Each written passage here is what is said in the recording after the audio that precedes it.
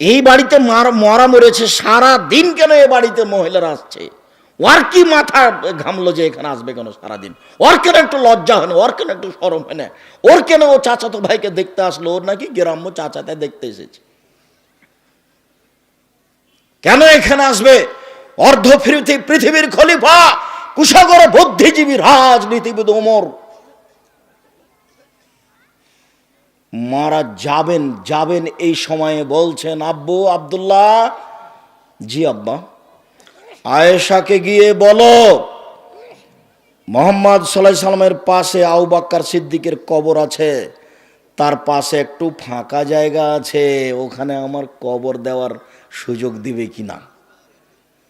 শোনো আব্দুল্লাহ, আয়েশাকে গিয়ে বলিও যে উমর কবরের জায়গা চাই। এই কথা বলিও না যে আমিরুল মোমিনিন, দেশের সরকার জায়গা চাই, এই কথা বলো না। বলবে যে উমর চাচ্ছে। আপনার কোন কালে প্রিন্সিপালের পদ চলে গেছে, তবু আপনি বলছেন সাবেক প্রিন্সিপাল, কলমে লিখছেন। আপনি বলছেন সাবেক এমপি মন্ত্রী, আর উমর এখনো মরেননি, জীবিত আছেন। বুখারী মুসলিমের হাদিস। বেটা, আয়েশাকে গিয়ে বলবা উমর কবরের জায়গা চাচ্ছে, বলিও না যে দেশের সরকার চাচ্ছে, আমিরুল মোমিনিন চাচ্ছে, এই কথা বলিও না। তো এখন আব্দুল্লাহ গেছেন, সালাম দিয়ে ভিতরে ঢুকে দেখছেন যে আয়েশা বসে বসে কাঁদছেন। উমর মারা গেছেন, সেই জন্য আয়েশা বসে বসে কাঁদছেন। কই, আয়েশা তো দেখতে আসেননি। আয়েশা রাদিয়াল্লাহু তাআলা আনহা দেখতে আসেননি। অর্ধ পৃথিবীর খলিফা, কুশাগর বুদ্ধিজীবী, রাজনীতিবিদ ওমর, অর্ধেক পৃথিবী যার দখলে, সারা পৃথিবীতে এত ইমানদার মানুষ, ব্যতিক্রম মানুষ আল্লাহ কাকে সৃষ্টি করেছেন তা ইতিহাস বলে না। মানুষ হিসেবে এত শক্তিশালী পাওয়ারফুল মানুষ পৃথিবীতে আর কে জন্ম নিয়েছে তা ইতিহাস বলে না। যার রাস্তায় শয়তান হাঁটে না, যার রাস্তায় শয়তান হাঁটে না, এত বড় মানুষ মারা গেছেন, আয়েশা রাদিয়াল্লাহু তাআলা দেখতে আসেননি, বাড়িতে বসে কাঁদছেন। আপনি আপনার স্ত্রীকে কন্ট্রোল করুন। আপনাকে বলছি, দুঃখিত, আপনি মনে কিছু নিয়েন না। আমার কথা যতই আপনাকে তিতে লাগুক, তবে আপনার প্রয়োজন আছে, এটা আপনাকে আমি মনে করাতে চাই। শোনেন, 5 নাম্বার উপদেশ থাকছে, 4টা উপদেশ আছে। 5 নাম্বার উপদেশ থাকছে, আপনার বাড়িতে মার্শাল্লাহ কারফিউ জারি থাকবে। আপনার বাড়ির যেন আইয়ুবের শাসন, 44 ধারা জারি থাকবে বাড়িতে। আপনার ছেলে, আপনার মেয়ে, আপনার স্ত্রী বাড়ি ত্যাগ করতে পারে না কোনো সময়। শুনুন, 4টা কাজ করলে মহিলারা জান্নাতে যাবে, এ কথা আমি বলিনি, এ কথা মুহাম্মদ সাল্লাল্লাহু আলাইহি সাল্লাম বলেছেন। 1, 5 ওয়াক্ত সালাত। ইবাদতের জগতে ব্যতিক্রম ইবাদত হলো সালাত।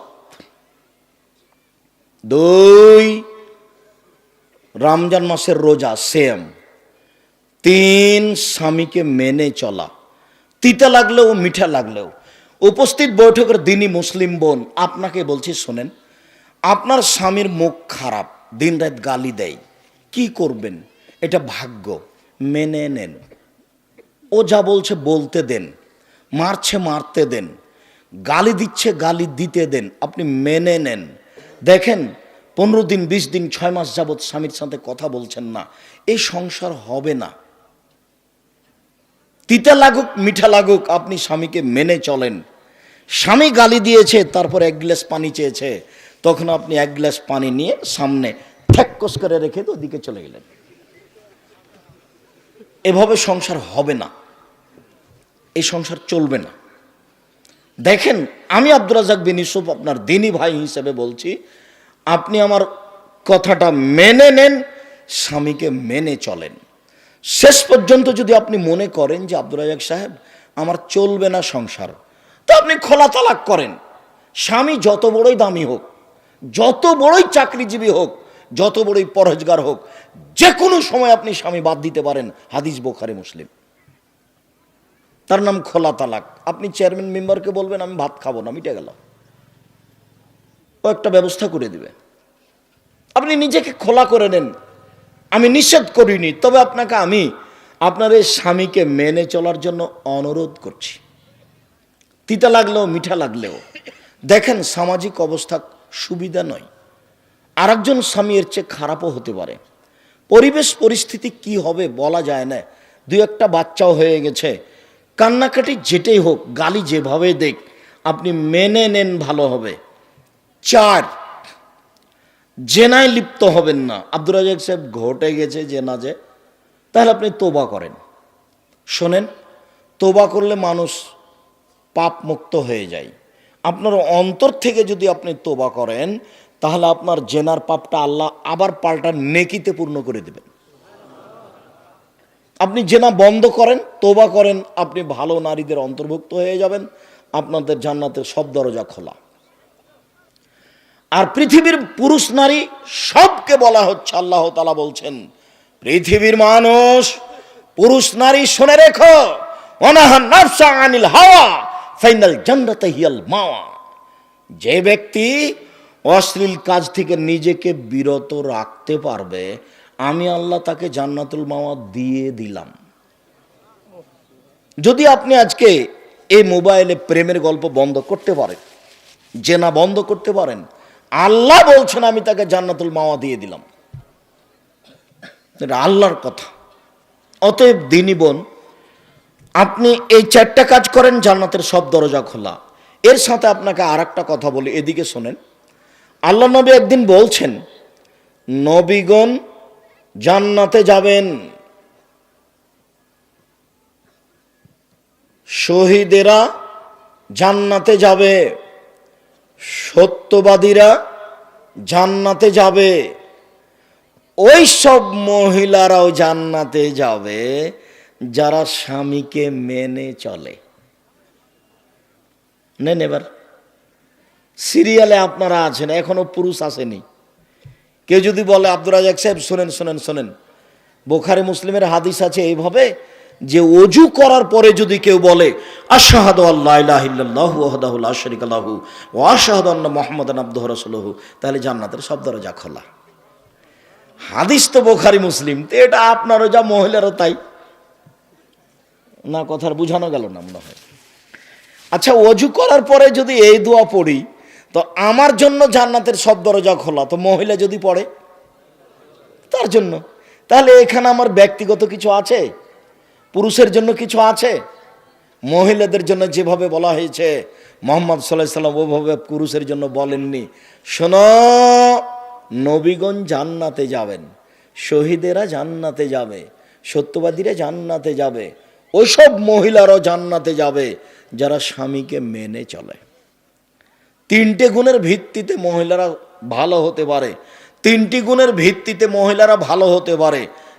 1, স্বামীর সাথে কথা বললে হাসি মুখে বলে। 2, স্বামী আদেশ করলে পালন করে। 3, স্বামী বাড়িতে না থাকলে নিজেকে গুটিয়ে রাখে, মোবাইলে কারোর সাথে গল্প করে না, খালার বাড়ি, ফুফুর বাড়ি, চাচির বাড়ি যায় না, এখানে সেখানে যায় না, মনে করে না যে এই সময়তে স্বামী নাই, একটু ঘুরে আসি, এই সময়তে স্বামী নাই, একটু গল্প করে নি। এই স্বভাব নেই যার, সে হলো ভালো মহিলা। আপনি বলতে পারেন 3টা গুণ কি? 1, ভুলে গেলেন, স্বামীর সাথে কথা বললে হাসি মুখে বলে। 2, একটা মনে থাকে না যে স্বামী আদেশ করলে পালন করে। 3, স্বামী বাড়িতে না থাকলে নিজেকে হেফাজতে রাখে। মনে থাকবে না? আপাতত উপস্থিত বৈঠকের দিনই মুসলিম বোন, আপনার কথা শেষ করলাম। এবার আপনাদের একটা কথা বলে আমরা দ্রুত আগিয়ে যাচ্ছি। রাসূল সাল্লাল্লাহু আলাইহি সাল্লামকে জিজ্ঞাসা করা হলো, আল্লাহর নবী, একজন স্বামী তার স্ত্রীর উপরে কি কি দায়িত্ব পালন করবে, কি করতে পারে একজন স্বামী তার স্ত্রীর? এবার আপনার পালা আসলো, তখন আল্লাহ রাসূল বলছেন, 1, আতে মামাতা এমতা, তুমি যে মানের খাও বউকে সে মানের খাওয়াবা। 2 ফাকসুহা মাক্তা সাইতা, তুমি যে মানের কাপড় পরো বউকে সে মানের পরাবা। 3 অলা তুকাব্বে, বউকে কটু কথা বলো না, বলেও কোনোদিন স্ত্রীকে গালি দিবেন না। অমুকের বাচ্চা, অমুকের বেটি, অমুক, মুখ খুলবেন না। এই ছেলে, তোমার স্বভাব পরিবর্তনের জন্য এসেছে, আল্লাহ তোমার স্বভাবকে পরিবর্তন করুক। বেটা দিন রাত তো স্ত্রীকে গালি দাও কেন? তোমার মুখ খারাপ কেন অত? মেয়ে রাস্তায় পড়ে আছে। মেয়ে মানুষ অনেক দামি। কিছু বোকা মহিলার কারণে আজকে মেয়েদের অবস্থা এই। মেয়ে অনেক দামি জিনিস।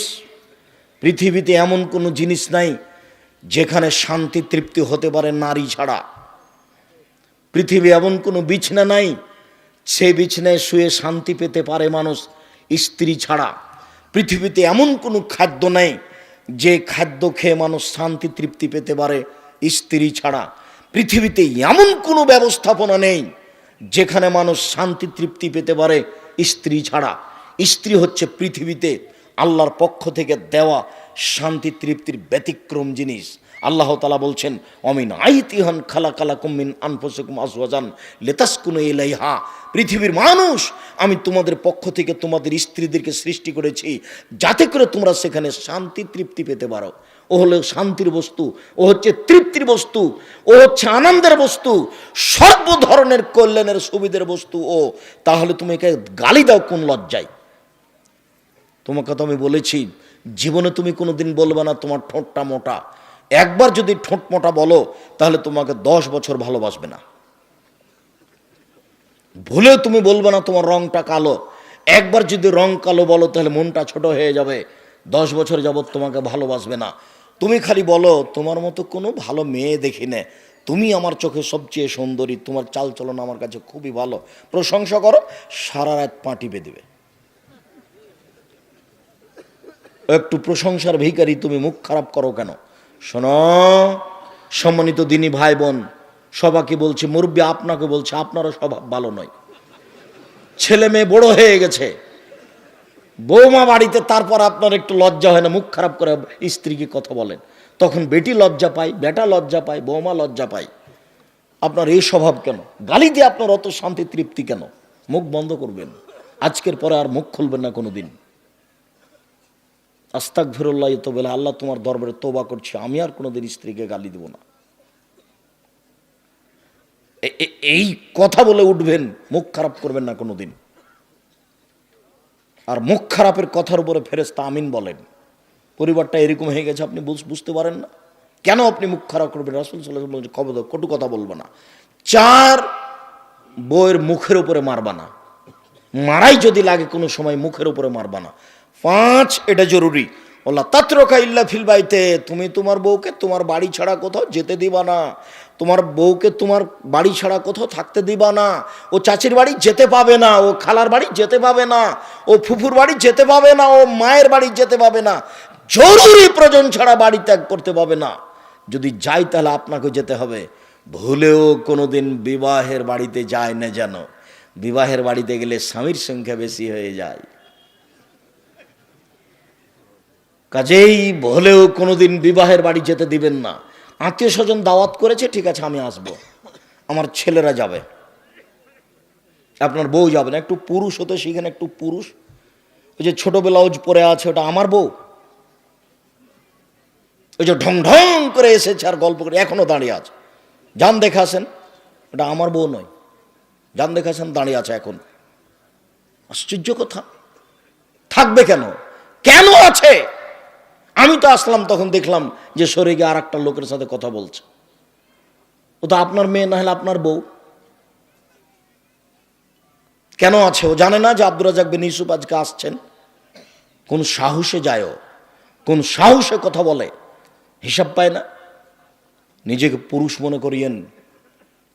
প্রেসিডেন্ট আইয়ুব পাকিস্তানের উপরে কারফিউ জারি করেছেন, আর আপনি আপনার বাড়ির উপরে কারফিউ জারি করবেন। 44 ধারা জারি থাকবে বাড়িতে, তার মানে আপনি পুরুষ। চোখ যেভাবে ঘুরে বউ সেভাবে চলে, তার নাম স্বামী। চোখ যেভাবে ঘুরে বউ সেভাবে চলে, তার নাম স্বামী। চোখ যেভাবে ঘুরে বউ সেভাবে চলে, তার নাম স্বামী। কোথায় গেছিলে তুমি? না তো, আমি তো বাহির থেকে পানি আনা চাইনি, পানি নিয়ে আসতে হবে সেটা আমি বুঝবো। না তো, আমি তো তোমাকে ওখানে যেতে বলিনি, সেটা কি করতে হবে সেটা আমি বুঝবো।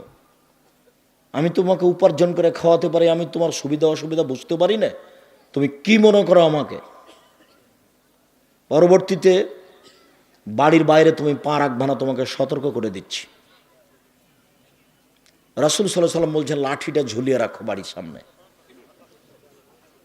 পৃথিবীর সবচেয়ে দামি মানুষ, লাঠি দিয়ে বউকে ঠিক করো, পৃথিবীর সবচেয়ে দামি মানুষ। অতএব নিজেকে পুরুষ মনে করবেন, ভুলে কোনোদিন কটু কথা বলবেন না, আর বাড়ির বাইরে কোথাও যেতে দিবেন না দুর্ঘটনা ছাড়া। যাবে, জরুরি কোনো কারণে যেতে পারে।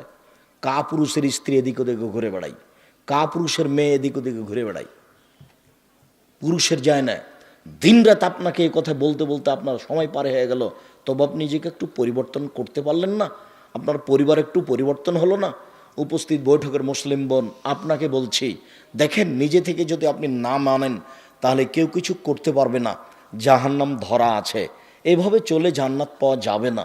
নিজেকে গুটিয়ে নেন, মরণ তো চলে এসেছে। হঠাৎ দেখছিলেন 20 বছর, এখন দেখছেন 50 বছর, এখন দেখছেন 50 বছর, হঠাৎ দেখবেন মরণের সময় চলে এসেছে। বউ বেটি সাথে আছে কি না? আস্তাগফিরুল্লাহ ওয়াতুবু ইলাইহি বেশি ব্যবহার করবেন সব সময়। আস্তাগফিরুল্লাহ ওয়াতুবু ইলাইহি, উঠছেন আস্তাগফিরুল্লাহ ওয়াতুবু ইলাইহি, ঘরে ঢুকছেন আস্তাগফিরুল্লাহ ওয়াতুবু ইলাইহি, বাইরে বের হচ্ছেন আস্তাগফিরুল্লাহ ওয়াতুবু ইলাইহি। ইস্তেগফার এই শব্দটা বেশি ব্যবহার করবেন। আরও যদি পারেন, রব্বিক ফিরিলি ওয়াতুব আলাইয়া ইন্নাকা আনতাত তাওয়াবুল গাফির, ইন্নাকা আনতাত তাওয়াবুল গাফুর, এই দোয়া পড়ার চেষ্টা করেন। এগুলো ছোট ছোট ইস্তেগফারের দোয়া। যত ইস্তেগফার করবেন বিচারের মাঠে আপনার সুবিধা তত বেশি হবে। আর এমনিতে দুনিয়াতে ক্ষমা চাইলে তো আব্দুল্লাহর মুখে শুনতে পেলাম যে উমর রাদিয়াল্লাহু তাআলা জনগণকে নিয়ে গেছেন পানি চাইতে।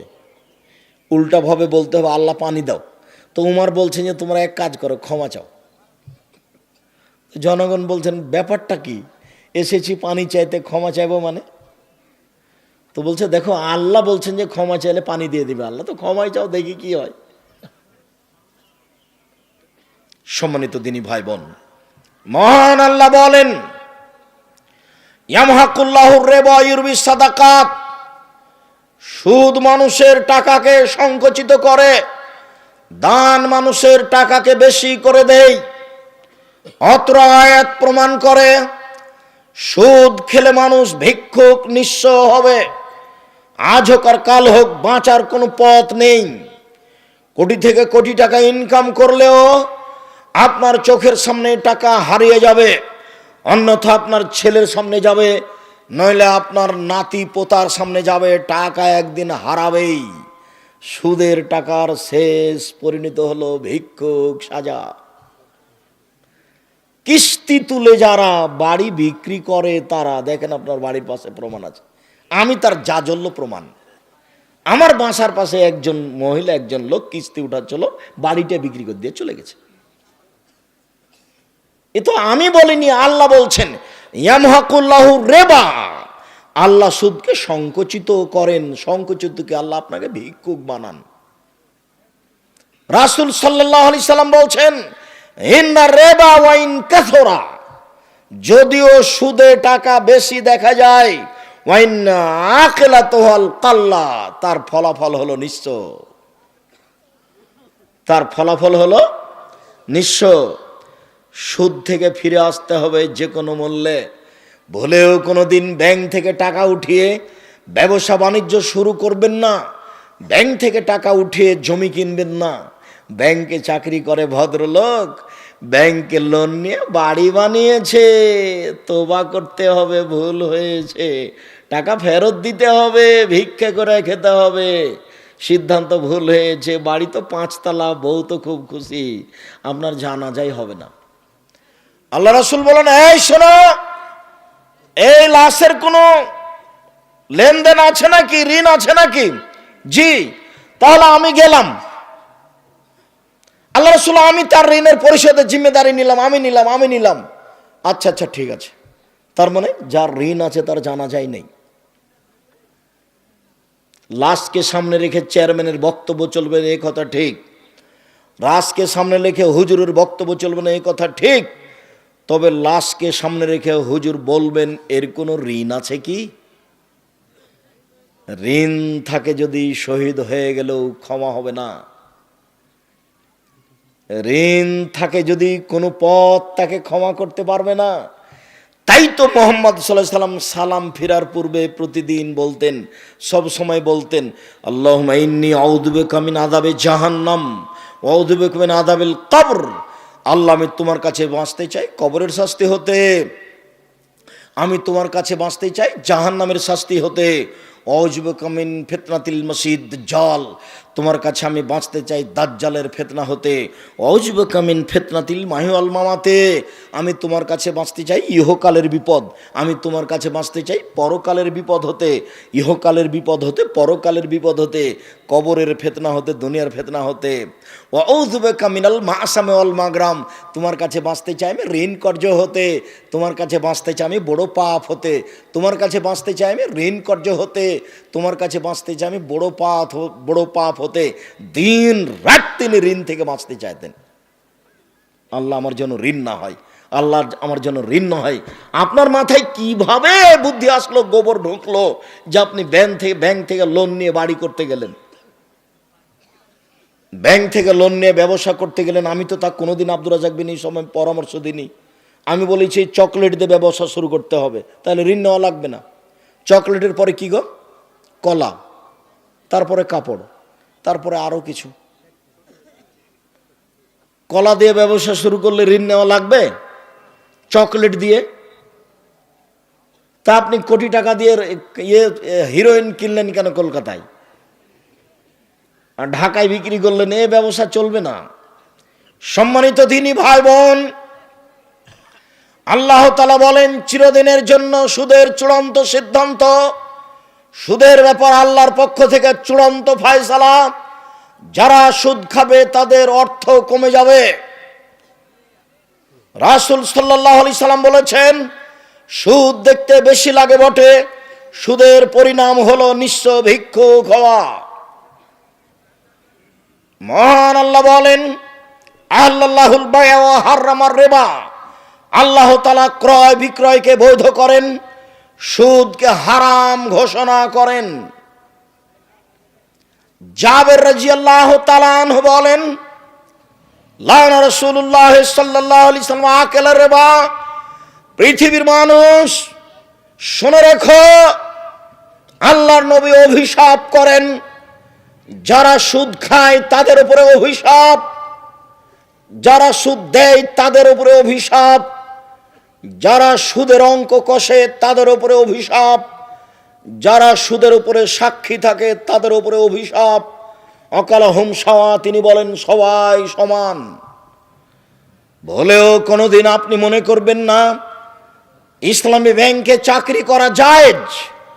এদেশে কোনো ইসলামী ব্যাংক হিসাবে রাসূলের পদ্ধতিতে কোনো ব্যাংকিং ব্যবস্থা নেই।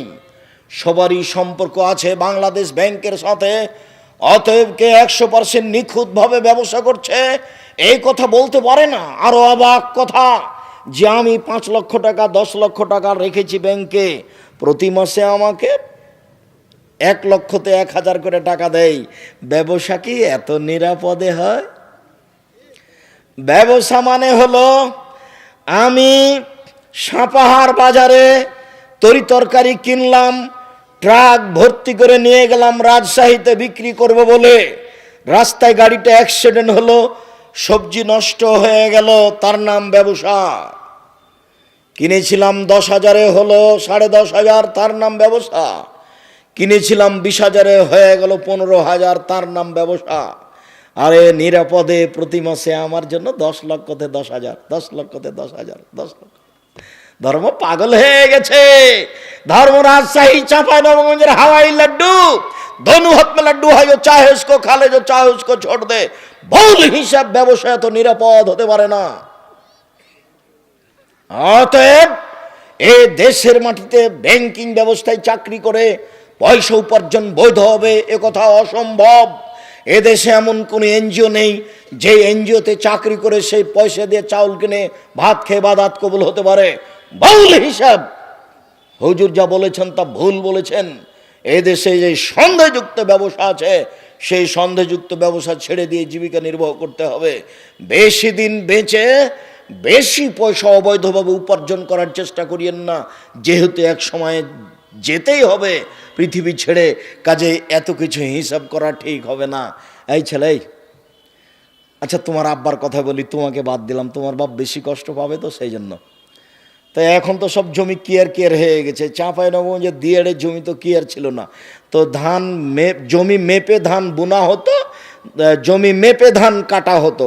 তো এখন তোমার বাপ ফাঁড়ি দিচ্ছে, ফাঁড়ি বুঝো ফাঁড়ি, তো সামনে একটা ধানের থোপ পড়েছে, এটা তোমার বাপ কোন দিকে করবে? তোমার বাপ কোন দিকে করেছে জিজ্ঞাসা করিও তো। মানে জাহান্নাম চলে গেছে, তাহাজ্জুদ দিয়ে হবে না। বাপ একটা বুদ্ধি করো, আল্লাহ কিভাবে কি করেছে এখন তো হিসাব দিতে পারবো না। তো যাক 10,000 20,000 50,000 টাকা জামিয়া সালাফে বাইতুল হাম জামে মসজিদে দিয়ে দিলাম, আল্লাহ তুমি বাঁচাও। পথ সহজ একটা হতে পারে, আল্লাহ নিরুপায় এই পথটা অবলম্বন করা যেতে পারে। 10 পয়সা ক্ষমা হওয়ার কোনো পথ নেই, আর একজনের হক ক্ষমা হওয়ার কোনো পথ এভাবে নেই। তার কাছে ক্ষমা নিতে হবে, ধান ফেরত দিতে হবে, না হলে একটা পথ অবলম্বন করলে হতে পারে ফতো, আল্লাহ আলাম। সম্মানিত দিনী ভাই বোন, যত পথ আছে সুদের, সব পথ বন্ধ। আব্দুল্লাহ ইবনে হানজালা গাসিল রাদিয়াল্লাহু তাআলা আনহু বলেন, রাসূল সাল্লাল্লাহু আলাইহি সাল্লাম বলেছেন, দিরহাম রিবা ইয়াকুলু রাজুলু ইয়ালাম আসাদ বিন সিত্তাতু সালাসিনা জিনিয়া, কে যদি জেনে শুনে 1 টাকা সুদ 30 বার জেনা করে যত পাপ হবে, 1 টাকা সুদ খেলে তার চেয়ে বেশি পাপ হবে। সম্মানিত দিনী ভাই বোন, পাপের চেয়ে বড় আছে, তবে ভাষা এত কঠিন নেই। পাপের চেয়ে বড় আছে, তবে ভাষা এর চেয়ে কঠিন নেই। এই ছেলে, ওই যে তোমার পাশ থেকে, ওই যে আপনার পাশ থেকে লোকটা বা ছেলেটা উঠে চলে যাচ্ছে, আপনি নিষেধ করেন না? আমি তো বেশি ক্লান্ত, আমি তো এখান থেকে বের হয়ে লক্ষ্মীপুর যাব, নোয়াখালী প্রতিষ্ঠানে উঠব। আমি তো এসেছি সাতক্ষীরা থেকে এসে প্রতিষ্ঠানে থেকেছি, কাজ করেছি, তারপরে জোহরের পরে ফতোয়া বোর্ডে বসেছি। আপনাদের মাসিক আল ইতেসামের ফতোয়া বোর্ড হয় প্রতি মাসে। আপনাদের একটা অতীব গুরুত্বপূর্ণ পত্রিকা আছে, মাসিক আল ইতেসাম পত্রিকা। সম্মানিত দিনী ভাই বোন, সব কিছু হারিয়ে গেলে মাসিক আল ইতেসাম পত্রিকা হারায় না যেন। আমার জীবনে বড় স্বাদ, আমি এদেশের মাটিতে উন্নত মানের প্রতিষ্ঠান গড়বই গড়ব। সেটাই জামিয়া সালাফিয়া ডাঙ্গিপাড়া পবা রাজশাহী, সেটাই জামিয়া সালাফিয়া রূপগঞ্জ নারায়ণগঞ্জ ঢাকা, সেটাই জামিয়া সালাফিয়া 6 মাইল বাবুগঞ্জ বরিশাল, সেটাই জামিয়া সালাফিয়া তেঘরা বিরল দিনাজপুর, আরও অন্যান্য ডিস্ট্রিক্টে ভাবছি। আমার মনে বড় স্বাদ, আমি এদেশের মাটিতে উন্নত মানের প্রতিষ্ঠান গড়বই ইনশাআল্লাহ।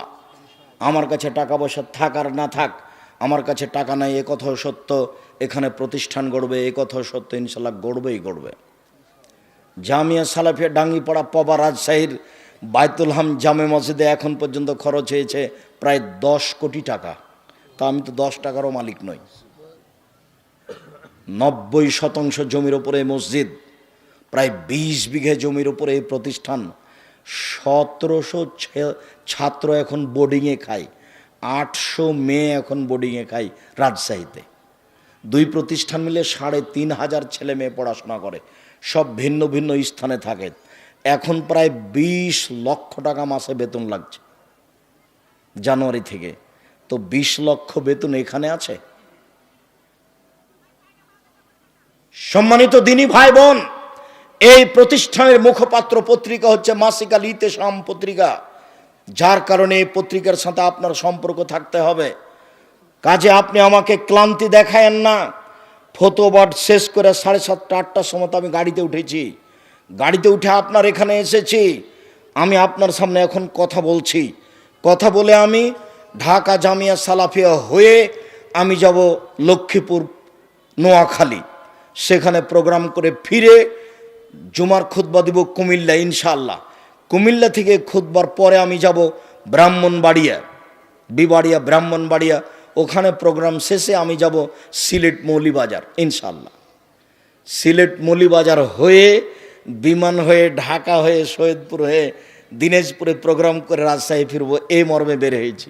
আপনি যদি বলেন আব্দুর রাজাক সাহেব আমি আপনার চেয়ে ক্লান্ত, তাহলে কি এটা চলবে? দয়া করে আমাকে কাজ দেখায় না কিছুক্ষণ, সম্মানিত দিনী ভাই বোন। আর আপোষে কোনো কথা বলবেন না, আপনাকে বলছি। আর এরপরে আপনি আপনার স্ত্রীকে বলে দিয়েন যেন চিল্লাচিল্লি না করে, ঢং যেন না দেখায়, একবারে মুখ বন্ধ করে ছেলেকে কোলে নিবে, মুখ বন্ধ করে, মুখ খুলে যেন কিছু না বলে।